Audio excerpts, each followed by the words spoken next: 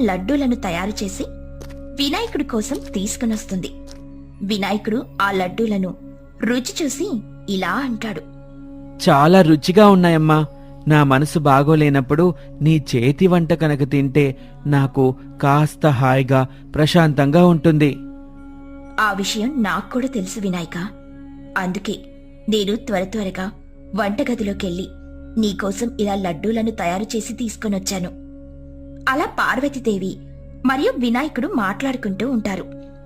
ఇంతలో కార్తికేయుడు కైలాసానికి వస్తాడు. కార్తికేయుడు చూడ్డానికి ఎంతో ఆనందంగా కనిపిస్తాడు. కార్తికేయ, వచ్చావా? నేను నీకోసం చాలా ఎదురు చూస్తున్నాను. నువ్వు లేక నేను కైలాసంలో ఒక్క నిమిషం కూడా ఉండలేకపోయాను. అన్నట్టు నువ్వు ఏ పని మీద వెళ్ళావు? అన్నయ్య, భూలోకంలో ఒక కుటుంబం ఉంది. ఆ కుటుంబంలోని వాళ్ళందరూ నాకు అపార